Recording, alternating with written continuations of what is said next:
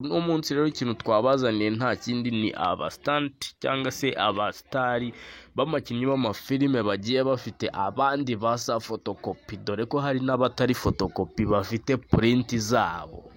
Print murabizi, photocopy na print biratandukanye, hari gusohora original na photocopy. Rero ku mwanya wa mbere nta wundi uzaho ni Brad Pitt. Brad Pitt mwese muramuzi, nta wundi ni wa wundi mwamenye cyane aho mwamenye cyane ni ukuba yari umugabo wa Angelina Jolie nawe muramuzi muri za Tomb Raider, nawe turaza kumugeraho mwitonze. Rero Brad Pitt ahandi mwamenye ni mu mafilime rero mwamenyemo harimo Fury, ariyo yamenyekanye cyane, imwe y'intambara y'isi ya kabiri. Igituma aje ku mwanya wa mbere nuko ari ufite umuntu basa nanone kandi w'umu-celebrity cyangwa se w'umu-actor w'umukinnyi w'amafilime, ari we basa nanone, ari we Leonardo DiCaprio. Ngira ngo benshi muramuzi, mvuze Jacques mwahita mumenya, mvuze Romeo aho naho mwahita mumenya, Romeo na Juliet, Jacques muri Titanic. Ku mwanya wa kabiri turaza dusangaho hariho umusaza cyangwa se Kibamba. Abantu bazi iby'amafilime y'urusasu cyangwa se bakunze iz'amasasu muramuzi uwo musaza, nta wundi ni Bruce Willis. Ngira ngo abantu barebye agasobanuye kera ku bwa Yanga, uwo nguwo ni ungana na Yanga, barayingayingana. Bruce Willis akaba afite nawe umuntu basa neza ngira ngo nkuko mubona mu ifoto, uwo nguwo barasa neza. Bruce Willis abatamuzi mukaba mwararebye filime bita Retired Extremely Dangerous, iyo niyo Yanga yakoze muri 2014 gutyo, mu gihe yari agarutse, igihe yari yaragiye. Nyanga abagakurikiranira hafi ndavuga agasobanuye murabizi. Mwanya wa gatatu akaba ari Angelina Jolie. Angelina Jolie nkuko twababwiye akaba azwi cyane kuba ari we yari umugore wande wa Brad Pitt. Tukaba twamubonye, ntabwo twamusubiraho kuko abatamubonye nyine tubasubira inyuma barebe Brad Pitt tukaba twamubonye yuko ari we wari umugabo wa Angelina Jolie rero mu mafilime yamenyekanyemo akaba ari Tomb Raider mu mwaka w'2001 akaba ari bwo yayikinnye. Rero akaba yaritwaga Lara Croft, ntago muyibuka, iyo ni iya Yanga kera zamani. Abari aha bose rega ni abasaza bo mu bihe byacu kera.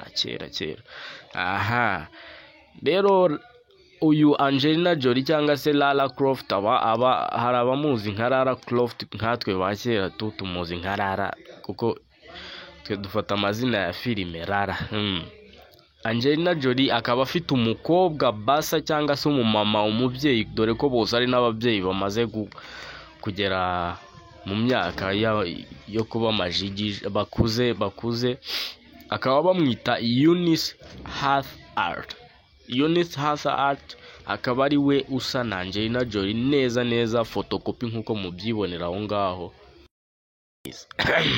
Ken Lever nawe mwawumenye mu mafilime, uyu we muramuzi cyane. Abazi John Wick, abarebye filime ejo bundi mumuzi muri John Wick, ariko nkatwe twarebye filime kera ku bwa Yanga mbere y'indege. Tumuzi muri Matrix, ngira ngo abarebye filime kera murayizi, uriya musore wari urimo kera atarasaza niwe John Wick. Indi filime tumuzimo bayita Speed, indi filime tumuzimo babandi nyine twarebye filime kera ni Dracula. Dracula ni muyizi, ya indi iva abantu barebye, iyo ngiyo niyo mu 1992 akaba ari bwo yayikinnye. Urumva ni kera akira agasore, ariko ubu ngubu nyine tumurereba ko nasigaye asa. Ku mwanya wa gatanu tujeho dusangaho ni wa mugabo cyangwa se wa musaza, wa musore, ya bouncer yacu. Ubwo tuvuze bouncer mwese musigaye muhita mubyumva, wa mukinnyi wo muri wrestling bimwe twita catch. Nta wundi ninde ni Dwayne Johnson cyangwa se The Rock nawe akaba afite umusore neza, sino kuvuga ngo barasisura cyangwa se ikindi, ahubwo taye, urupara, iki byose kabisa barasa neza ngira ngo nkuko mubona mu ifoto.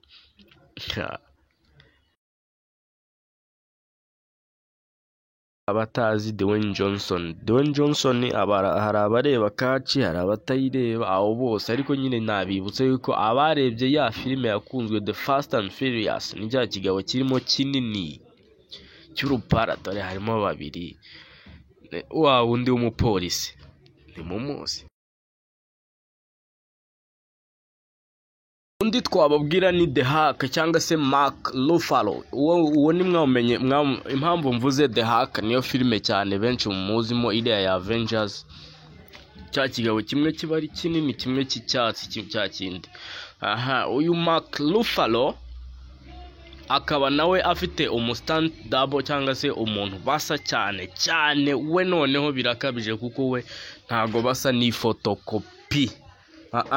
Ntago ari photocopy, ni original, ni print, ntago ari photocopy.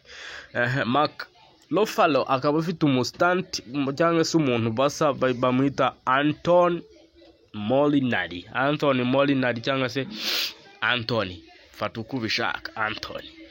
Anthony nawe akaba ari umukinnyi w'amafilime yamenyekanye mu gafilime kariya narebye miryarira nakakera bakita The Fighter. Mugende muyishake rero.